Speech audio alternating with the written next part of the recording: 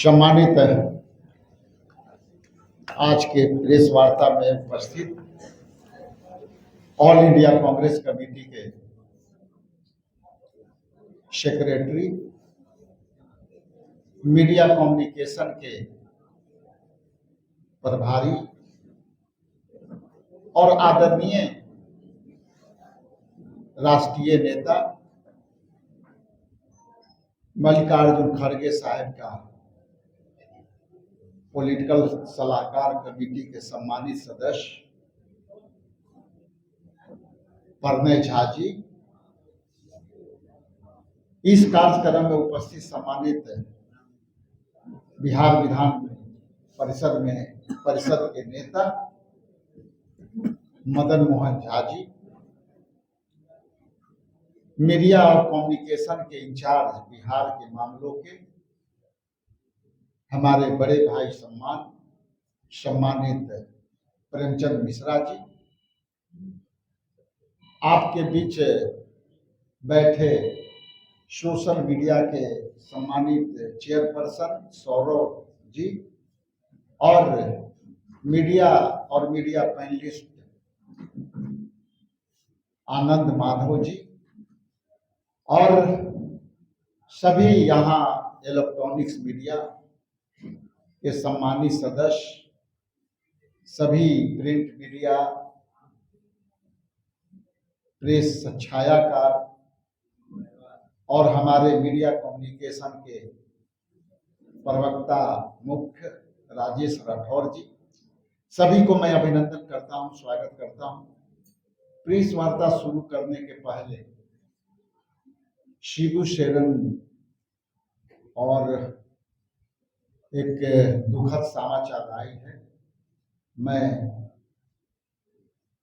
Press वार्ता संबोधित करने के पहले चाहता हूं कि शोक संताप हम संवेदना प्रकट करें। आप शुरू। मैं ऐसे शख्सियत से वार्ता कराने वाला हूं और वो सब्जेक्ट SIR है, जो बिहार में गहन वोटर पुनरीक्षण का काम चला रहा था, जिसमें आपको ज्ञात है कि 65,64,000 नामों के अलग अलग सेगमेंट से हटाए गए हैं। उसके विस्तृत जानकारी के लिए, वार्ता के लिए हमारे प्रणय झा साहब आपको संबोधित करेंगे। उसके पहले मोटे मोटे दो बात आपके बीच रख देना चाहता हूं कि बिहार प्रदेश कांग्रेस कमेटी ने 2 तारीख को एक पत्र जारी किया और फिर दोबारा 3 तारीख को एक पत्र जारी किया इंडिया गठबंधन के तरफ से, और उसमें हमने इलेक्शन कमीशन से जो मांग की कि आप 65,64,000 के लगभग आपने नाम वोटर लिस्ट से अलग कर दिया और उनके ईपिक नंबर से बाहर कर दिया। उसमें हमने मोटे मोटे ये दोनों पत्रों के माध्यम से हमने सवाल किया था, जिसका सवाल अब तक हम लोगों को अप्राप्त है। और वो पहला सवाल था कि जिनको आप मृत पाए गए, जिनको आप अस्थायी तौर से उपलब्ध नहीं पाए गए, जिनको आप उस पत्ते पर नहीं पाए, इन सारी सेगमेंट में किन किन वोटरों के नाम आपने बाहर किया, उनको वोट देने से वंचित किया, उसकी विस्तृत सूची नाम और पते के साथ और वोटर लिस्ट से बाहर करने के कारण इलेक्शन कमीशन बिहार प्रदेश कांग्रेस कमेटी को मुहैया कराए और हमने अपने लीगल एक्सपर्ट को वहां मैंने लगाया। लेकिन आपको बताते हुए आश्चर्य होगा कि कहीं भी इलेक्शन कमीशन के वेबसाइट पर या उनके प्रेस ब्रीफिंग में जो वेबसाइट पर अपलोड करते हैं उसमें कहीं भी उनके नाम पता का जिक्र नहीं है। कैसे हटे, उनका क्या नाम था, उनके पिता का क्या नाम था। तो इसलिए इलेक्शन कमीशन जब तक ये बातें नहीं बताएगी तब तक इलेक्शन कमीशन संदेह के घेरे में घेरे जाएंगे। दूसरी बात कि कई ऐसे मृत पाए गए लोगों को सूची से एलिमिनेट करने का जो सूची जारी हुआ है, कल मैं नालंदा में था, एक बूथ पर कई ऐसे लोग हैं जो उनको मृत के नाम पर उनको नाम हटाए गए हैं। हम उसको आपके बीच उपलब्ध कराने के प्रयास करेंगे, क्योंकि अलग अलग जिलों से हम लोग प्रयास कर रहे हैं कि ये सारे मुद्दे से, चाहे वो मृत्यु पर के आधार पर छांटे गए हों, चाहे एड्रेस पर अस्थायी रूप से छांटे गए हों, उनके नामों के आपके सामने प्रस्तुत करो। इसलिए विस्तृत जानकारी के लिए मैं अपना माइक आदरणीय प्रणव झा जी को सौंप रहा हूं। आग्रह है कि आपको संबोधित करें। बहुत बहुत धन्यवाद। विस्तार से बताया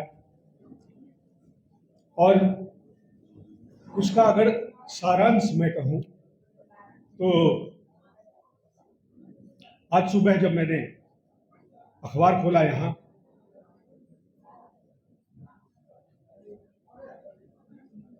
तो उसमें खबर पर मेरी नजर पड़ी और खबर का जो मतलब है वो है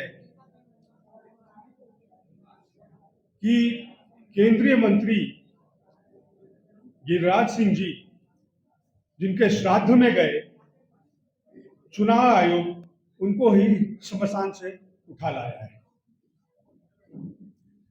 मतलब ये वैसे लोग हैं जिनकी मृत्यु हो चुकी है। ये घटना बेगूसराय की, और ऐसे करीब से करीब 15 लोगों के नाम चुनाव आयोग की लिस्ट में है, वोटर लिस्ट में है, और कुछ तो ऐसे हैं जो कि 15 साल पहले जिनकी मृत्यु हुई है। तो इसके बाद कहने को कुछ रहता नहीं कि वोटर लिस्ट दुरुस्त करने के नाम पर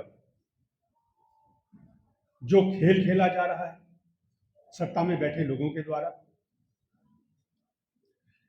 जिस तरह से सुप्रीम कोर्ट के ऑब्जर्वेशन की अनदेखी की जा रही है, उसको बुलडोज करने की कोशिश हो रही है।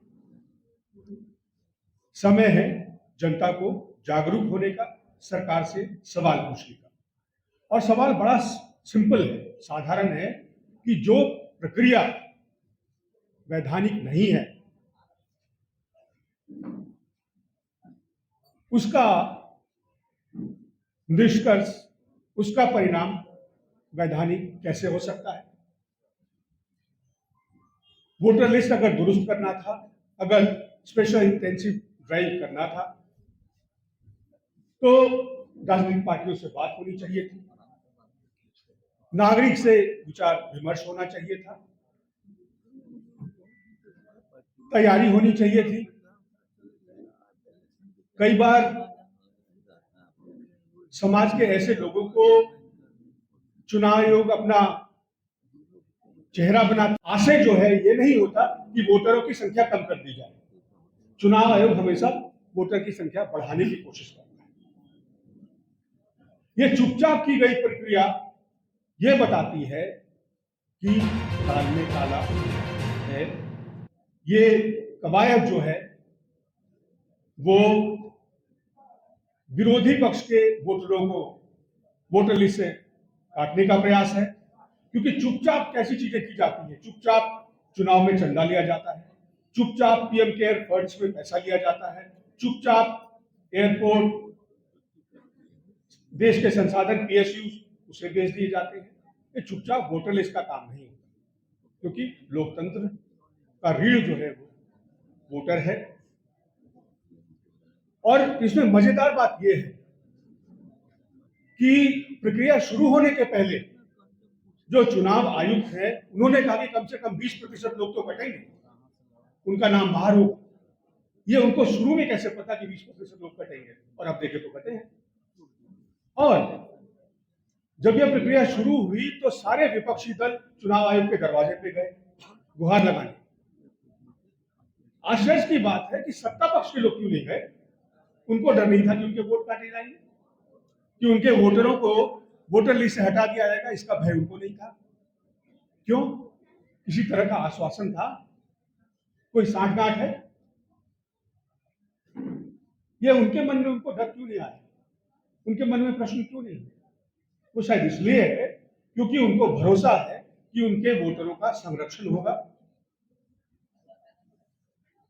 रोज संसद में प्रदर्शन हो रहा है, आज स्थगित हो गया क्योंकि शिबू सोरेन जी का निधन हो गया, लेकिन रोज संसद में प्रदर्शन हो रहा है। संसद में इसलिए हो रहा है क्योंकि संसद, सरकार तय करती है कि चुनाव आयोग की नियुक्ति कैसे होगी, और इस सरकार को देश के मुख्य न्यायाधीश पर, सर्वोच्च न्यायालय के न्यायाधीश पर भरोसा नहीं है। क्या यह आश्चर्य की बात नहीं कि प्रधानमंत्री को सर्वोच्च न्यायालय के मुख्य न्यायाधीश के ऊपर भरोसा नहीं है, क्योंकि उन्होंने चुनाव की नियुक्ति की प्रक्रिया से मुख्य न्यायाधीश को हटा दिया। लोकतंत्र के संरक्षण के लिए 3 संस्थाएं जिम्मेवार होती हैं: न्यायपालिका, निष्पक्ष चुनाव आयोग और मीडिया, स्वतंत्र मीडिया।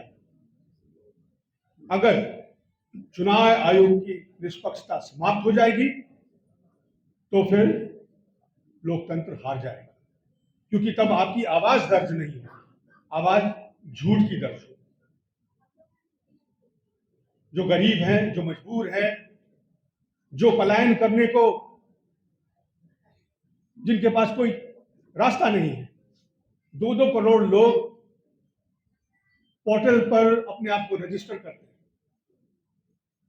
करोड़ों लोग जो है वो 10,000 से कम आय के ऊपर आश्रित हैं। तो लगातार ह्रास होते इस लोकतंत्र में, और भारत तो लोकतंत्र की जननी है। बिहार में, मुझे आपको बिहार कह रहा था कि बिहार लोकतंत्र की जननी है। परिवर्तन की शुरुआत यहीं से होती है। तो मैं आप लोगों के माध्यम से यहाँ की जागरूक जनता को अपील करूंगा, कांग्रेस पार्टी को की तरफ से अपील करूंगा कि अपने अधिकारों को समझिए।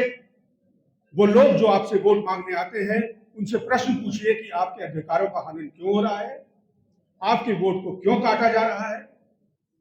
वो लोग, एक पूर्व चुनाव आयोग के अधिकारी ने अपना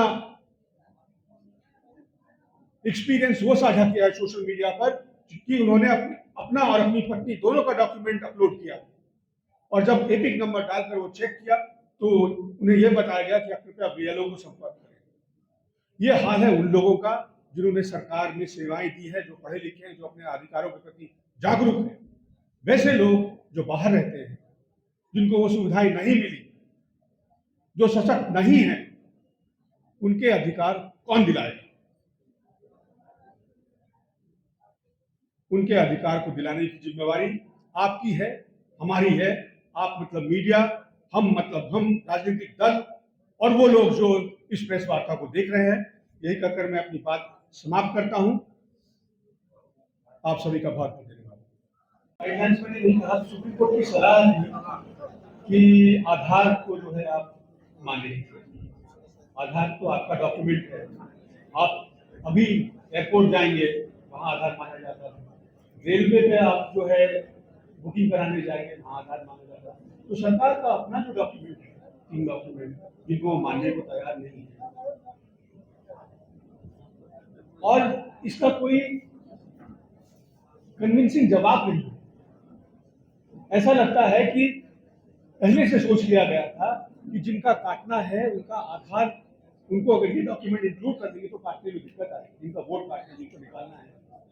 तो इस वजह से, लेकिन मुझे हमें खुशी इस बात की है कि कोर्ट जो है वो मुस्तैद दिखती है। उन्होंने कहा है कि जिनके नाम काटे गए, जिनका उदाहरण मैंने दिया, बेगूसराय के नीरज जी जो है अभी ज्वाइन करे बेगूसराय से है, कि गिरिराज सिंह की कॉन्स्टिट्यूंसी में वो जिनके श्राद्ध में गए उनके नाम जो है वो वोटर लिस्ट में है। और वो चुनाव आयोग का अधिकारी कटिहार का, जिसने अपना डॉक्यूमेंट अपलोड किया, तो कोर्ट ने कहा है कि आप 10-15 लोगों को, ऐसे लोगों को ले आए जो कि जीवित हैं, उनका वोट काट दिया गया है, जिन्होंने कागज अपना जमा किया, उनका वोट नहीं है, तो वो फिर इस पर कड़ी कार्रवाई करेगी और हमें पूरा भरोसा है कि इस पर कड़ी कार्रवाई करेगी। आपने कहा कि हमारे वोटर कट एनडीए के वोटर नहीं कटे, इसके पीछे क्या मैकेनिज्म, क्या कैसे आपको ये पता? मैंने अपने फॉर्मुलेशन में कहा, आपने कभी किसी को देखा बीजेपी वाले को शिकायत करते हैं, प्रेस कॉन्फ्रेंस करते हैं? जदयू को नहीं करते, नहीं देखा। सत्ताधारी दल के किसी भी व्यक्ति को देखा है प्रेस कॉन्फ्रेंस करते हुए? आवाज कौन अपनी उठाता है, बोलता कौन है? जिसका हानि होता है, जिसका अधिकार लिया जाता है, जिसे छीना जाता है, जिसका सब कुछ संरक्षित हो, उसको तो वो तो चुप बैठे, वो जाएगा लोगों के बीच।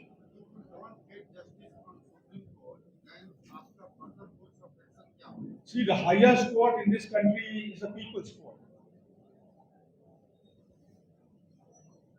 10 लाख लोग अगर कल सड़क पर निकलकर खड़े हो जाएं, चुनाव आयोग का दफ्तर घेर लें, मुख्यमंत्री का कार्यालय घेर लें और ये कहें कि हर उस व्यक्ति के पास जिसके पास वोटर आईडी हो उसको वोट देने दिया जाए, सरकार के पास कोई तरीका नहीं बचेगा कि वो उस बात को ना माने। मानना पड़ेगा, ये लोकतंत्र है, इसमें जनता ही सब शक्तिमान होता है, बाकी सब उसके रहम करम पर, हर सरकार जनता के रहम करम पर होती है। Thank you.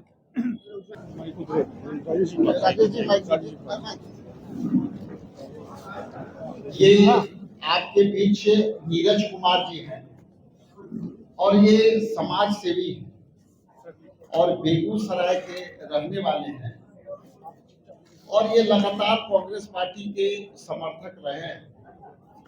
और जब इनकी बड़प्पन देखिए कि राजनीतिक इच्छा शक्ति में ये अनकंडीशनल ज्वाइन किए हैं और राहुल गांधी जी के सामाजिक न्याय के जो लड़ाई है उसको मजबूती के लिए आए हैं।